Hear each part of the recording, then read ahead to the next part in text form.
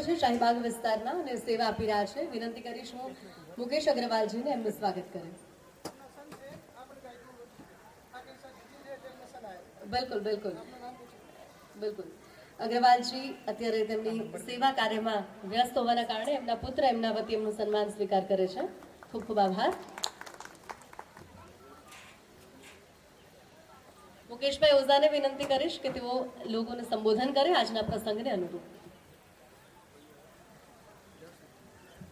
नमस्कार. भारत माता की साबरमती सवेरा परिवार कैंपस में जे राष्ट्रप्रेमी धर्मप्रेमी मंचस्थ महानुभाव परम पूज्य आदरणीय महामंडलेश्वरजी अखिलेश्वरदासजी चरणों में वंदन અને મંચસ્થ જે બી મહાનુભાવ છે એમના હૃદયમાં બેઠેલા કૃષ્ણને વંદન કરીએ. જન્માષ્ટમીની પૂર્વ સંધ્યા ઉપર ધર્મ અને રાષ્ટ્રનો જે પ્રસંગ છે એને આપણે આજે ઉજવીએ. જે તિરંગાનું આપણે ધ્વજવંદન કર્યું છે, તિરંગાના જે 3 રંગ છે, સફેદ રંગ શાંતિ દર્શાવે છે, તો ભગવો રંગ સનાતન સંસ્કૃતિ દર્શાવે છે, અને જે લીલો રંગ છે એ આજના નવા ભારતની ઉર્જા દર્શાવતો રંગ આ તિરંગામાં છે. રાષ્ટ્ર પર્વ ઉત્સવની ઉજવણી ભવિષ્યના નિર્માણ માટે હોવી જોઈએ એવું અમારું જે અખબાર છે, મીડિયા જગત છે, અને આવનારી ભૂમિકામાં મીડિયા જગતનું ખૂબ જ મૂલ્ય રહેશે. અને અત્યાર સુધી ભારતની આઝાદીની અંદર જેમણે મહાયોગદાન આપ્યું છે એવા પત્રકારોનું સન્માન પણ આજે અહીંયા થવાનું છે. અને એમની ભૂમિકાને કારણે આપણે જે રાષ્ટ્ર આઝાદ થયું છે, રાષ્ટ્રની સેવા આપનારા જે આપણા વડીલો હતા, પૂર્વજો હતા, એમને પણ આજે વાગોળવાનો દિવસ, સ્મરણ કરવાનો દિવસ છે. અને વિશ્વ બંધુત્વની ભાવના સાથે યશસ્વી વડાપ્રધાન આપણા આજે 103 મિનિટનું રાષ્ટ્રને ઉદ્બોધન કરી અને ભારતને આત્મનિર્ભર બનાવવા માટે પાકિસ્તાનની કોઈ ચેતવણી હોય કે અમેરિકાના ટેરિફ વોર હોય, એક રીતે સખ્ત શબ્દોમાં જે આજે જવાબ આપ્યો છે, એમનું આજનું પ્રવચન દેશને એક નવી ઉર્જા અને દિશા તરફ દોરી જાય છે. પરંતુ આજનો ભારત શું, આજનો નાગરિક વૈશ્વિક સ્પર્ધામાં ઉતરવા તૈયાર છે? આજનો ભારતની દિનચર્યા જોઈએ, નાગરિકની દિનચર્યા જોઈએ તો સવારે ઉઠીને કોલગેટથી બ્રશ કરે છે, જિલેટની બ્રેડ લઈને દાઢી કરે છે, અને પછી ઓલ સ્પાઇસનું આફ્ટર શેવ લગાડશે, લક્સ કંપનીના સાબુથી નાવા જશે, જોકીના આંતરવસ્ત્રો પહેરશે, લીનું જીન્સ પહેરશે, પોલોનું ટી શર્ટ પહેરશે, નાસ્તામાં મેગી અને નેસ્લેની કોફી લેશે, અને પછી સેમસંગ એપલનો આઈફોન વાપરશે, રેબનના ચશ્મા પહેરી, રીબોક કંપનીના શૂઝ પહેરી, હાથમાં રાડોની ઘડિયાળ પહેરી વિદેશી કારથી મલ્ટીનેશનલ વિદેશી કંપનીમાં નોકરી કરવા જશે. ઓફિસમાં કામ કરતા કરતા બપોરે વાઈફને ફોન કરશે અને જણાવશે કે એમેઝોન ફ્લિપકાર્ટ પરથી ઓનલાઈન ડિલિવરી સામાન મંગાવી લો, અને ત્યારબાદ એ પોતે બપોરે મેકડોનાલ્ડમાંથી જમવાનું મંગાવશે, અને પછી અમેરિકન એક્સપ્રેસથી એનું પેમેન્ટ કરશે. પેપ્સી અને કોકનું પીણું પીતા પીતા સાંજે ઇંગ્લિશ ફિલ્મ જોવાનું પ્લાન બનાવી ઘરે નીકળે. રસ્તામાં ચાઇનીઝ રમકડાથી રમતા છોકરા માટે લેયનું વેફર ખરીદી અને ઘરમાં સ્ટાન્ડર્ડ ચાર્ટર્ડ બેંકથી EMIથી જે લીધેલો ફ્લેટ બંગલો છે એના ડાઇનિંગ ટેબલ ઉપર બ્લેક લેબલની ચુસ્કી મારતા મારતા શોર્ટ કપડામાં પહેરેલી ઇંગ્લિશ સ્ત્રી વેલકમ બ્રો માય ડિયર બોલતી બોલતી જ્યારે એ બેઠા હોય, બાલ્કનીમાં બેઠા હોય, કારણ કે એમનું ઘર તો ચાઇનાના ફર્નિચરથી શણગારેલું હોય, અને બેઠા બેઠા વિચાર કરે છે કે આ ભારતનો રૂપિયો નબળો કેમ પડે છે. આ દેશની સ્થિતિ છે. ધન્યવાદ એ છે કે આ મંચ ઉપર એવા મહાનુભાવ બેઠા છે. 3 થી 4 જે ઉદ્યોગપતિ છે, એમની જો ટોટલ વર્કરની સંખ્યા ગણવામાં આવે તો 25,000થી વધુ વર્કર એમના જેમને આત્મનિર્ભર બનાવ્યા છે, જેમને નોકરિયાત આપી છે. આ એવું મંચ છે. એવા મંચને આપણે વંદન કરીએ. રાષ્ટ્ર સમર્પિતની ભાવના આપણામાં આવે અને રાષ્ટ્ર માટે કંઈક કરીએ. અને હવે આજનો દિવસ નેતાઓને કંઈ કહેવાનો નહીં, પરંતુ આપણે ભારતની ભૂમિમાં આપણી જવાબદારી શું છે એ નક્કી કરવાનો દિવસ છે. આત્મનિર્ભર બનવાનો દિવસ છે, અને રાષ્ટ્ર માટે કંઈક કરીએ, કંઈક સંકલ્પિત થઈએ એના માટેનો દિવસ છે. આપ અહીંયા સૌ પધાર્યા. આપ સૌને આ આઝાદી પર્વની ખૂબ ખૂબ શુભકામનાઓ. ધન્યવાદ. નમસ્કાર. જય હિન્દ. સાબરમતી સવેરાના જે સંસ્થાપક હતા મૂળ હનુમાન પ્રસાદજી, તેઓ આ સંરક્ષક હતા અને એમનું થોડાક દિવસો પહેલાં જ અવસાન થયું છે. એમને પણ યાદ કરીએ છીએ અને એમના થકી રાષ્ટ્ર સેવા માટે જ એક અખબારનું આયોજન થયું અને હવે એક મોટા પાયે ન્યૂઝ ટીવી ચેનલ અને મીડિયામાં એક આગવું પ્રતિભા રજૂ કરવા અમે જઈ રહ્યા છીએ. સાબરમતી સવેરા કેમ્પસ એના માટે તત્પર છે અને આ માત્ર ઉદ્યોગપતિઓનો કે એનો આ વ્યવસાય નથી, પરંતુ તમામ ઉદ્યોગપતિની જેમ અંજની અગ્રવાલજી છે, વિનોદ અગ્રવાલજી છે, આ બધા આપણને સહજ દેખાય છે, પરંતુ એમની જે કાર્યક્ષમતા છે એમના ઉપર અમને રિસર્ચ કરવાનું મન થાય. એટલા માટે આ સદભાગ્ય છે કે આ મંચ પર આજે અહીંયા સુશોભિત છે અને સૌ ઉપસ્થિત છે. ફરી એક વખત સાબરમતી સવેરા પરિવાર તરફથી આપ સૌનો ખૂબ ખૂબ આભાર. ધન્યવાદ. ખૂબ ખૂબ આભાર મુકેશભાઈ. આજે જે સમાજ રત્ન એવોર્ડ આપણે આપ્યા અને એ લોકો એવા જ છે કે જેમણે રોજગાર અહીંયા ઉત્પન્ન કર્યો અને જે વાત તમે આત્મનિર્ભર ભારતની કરી અને એ આત્મનિર્ભર ભારતની દિશામાં ઉદ્યોગપતિઓ કામ કરી રહ્યા છે, એટલે આજના દિવસે એમને પણ આ સન્માન. ધર્મેન્દ્રભાઈ શાહ આપણી વચ્ચે ઉપસ્થિત છે. ધર્મેન્દ્રભાઈ, વિનંતી કરીશ 2 શબ્દો આજના કાર્યક્રમને સંબોધન કરો.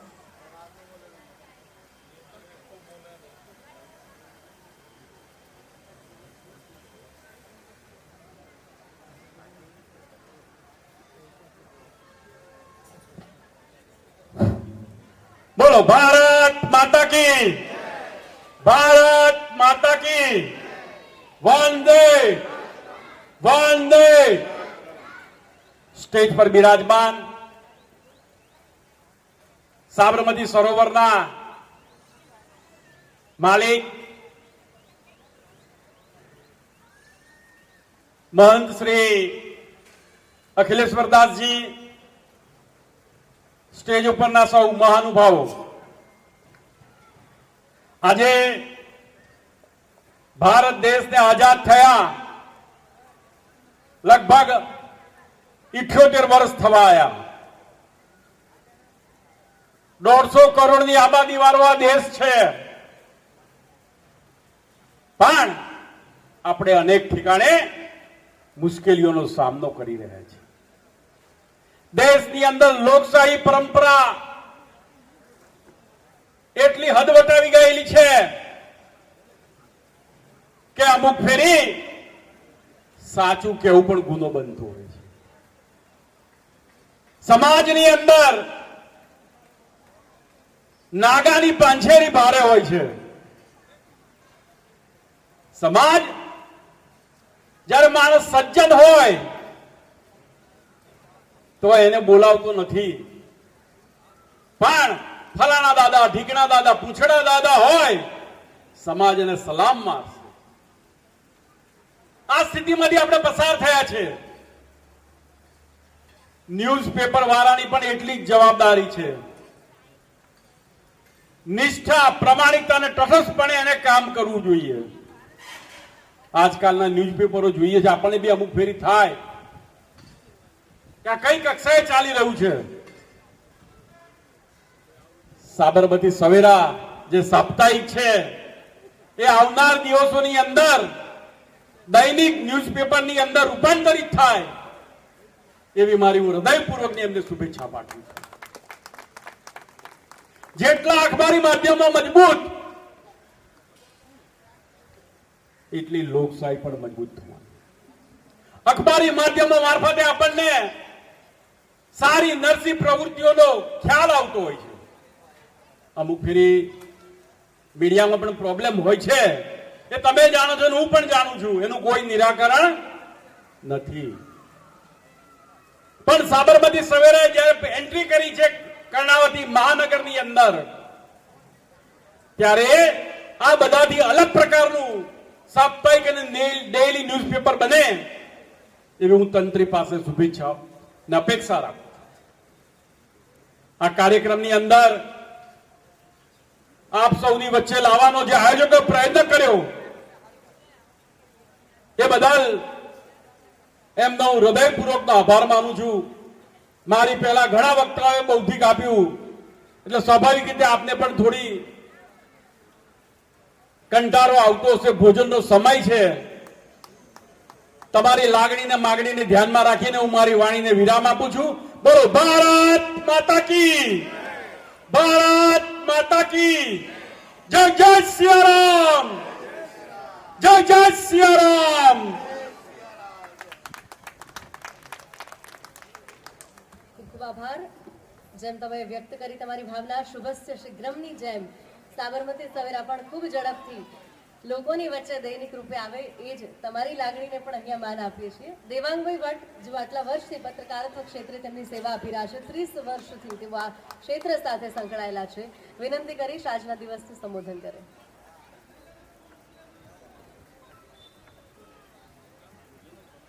ધર્મેન્દ્રભાઈએ પહેલા કહી દીધું છે કે ભોજનનો સમય થઈ ગયો છે અને પછી હું આવી જાઉં ને એટલે મને ખબર છે કે લોકો કહેશે કે કમોન યાર, જલ્દી પતાવ યાર.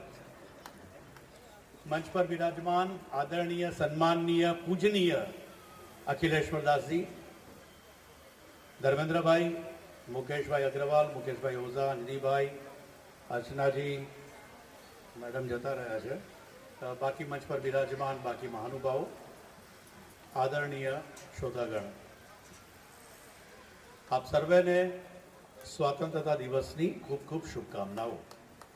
2 જ મિનિટ હું વાત કરવાનો છું અને 2 જ વિષય મૂકવાનો છું.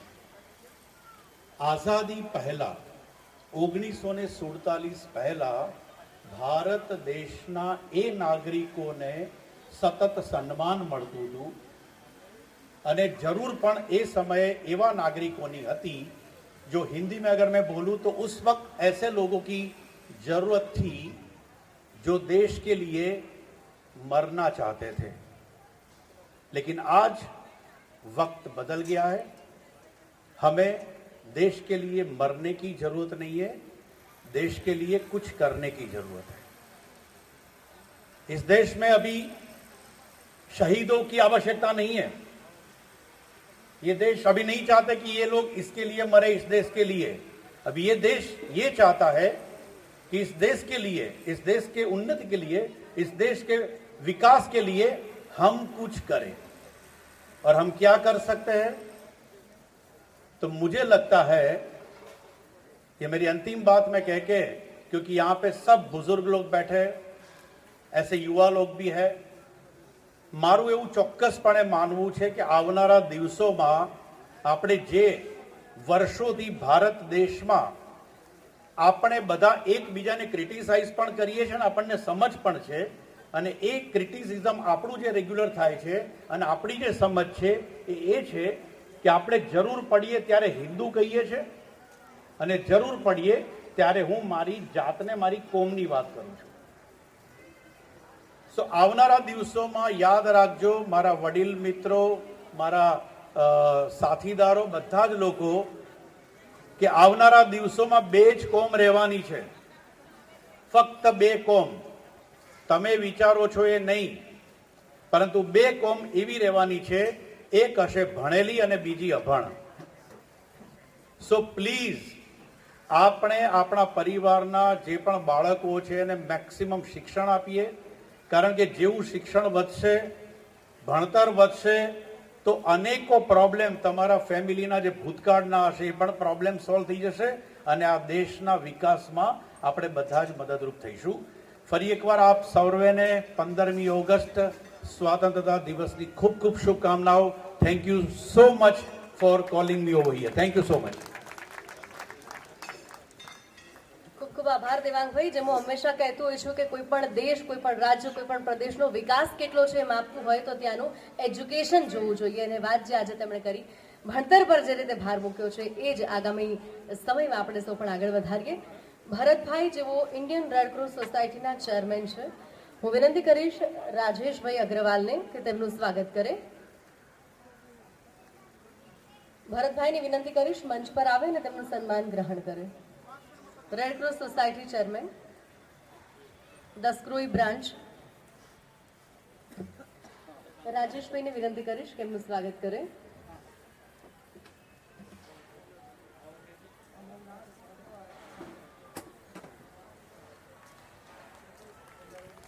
ખૂબ ખૂબ આભાર. હવે આપણે જે સન્માન કરવા જઈ રહ્યા છીએ પત્રકારત્વ. પત્રકારત્વને પાંચમો વેદ પણ કીધો છે. ઉતાવળે લખાતું એક સાહિત્ય છે જેને આપણે પત્રકારત્વ કહીએ છીએ. દીર્ઘ દ્રષ્ટિ પ્રદાન કરે છે, એક કળા છે, જનસેવા છે, જે જનતા અને જનપ્રતિનિધિ વચ્ચેનો આ સેતુ છે પત્રકારત્વ, જેનો મૂળ ઉદ્દેશ સૂચના, શિક્ષણ અને મનોરંજન છે. અને સાચા અર્થમાં પત્રકારત્વ જેમણે આપ્યું છે એમનું આજે સન્માન કરવાનું છે. પત્રકારત્વનો અર્થ કોઈ ચોક્કસ વ્યાખ્યામાં રજૂ કરવો ખૂબ અશક્ય છે. એ આજના સમયમાં તો અશક્ય છે, પરંતુ સત્યમ શિવમ સુંદરમની અભિવ્યક્તિ જે પત્રકારો કરતા હોય એ પત્રકારોની આજે આપણે અહીંયા સન્માન કરવા જઈ રહ્યા છીએ. હું વિનંતી કરીશ મહામંડલેશ્વર અખિલેશ્વર દાસજી મહારાજ અને શ્રી ધર્મેન્દ્રભાઈ શાહને કે તેઓ પત્રકાર સમારોહના જે એવોર્ડના જે વિજેતાઓ છે તેમને આ સન્માન પત્ર એનાયત કરે. સુધાકર ડોબલે, જેમનું પણ નામ બોલું છું તેઓ ઝડપથી આવીને પોતાનું સન્માન ગ્રહણ કરજો. ત્રિલોકસિંહ રાજપૂત,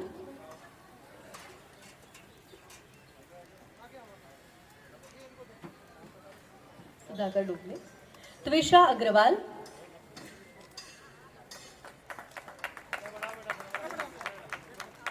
વિજય ચૌહાણ,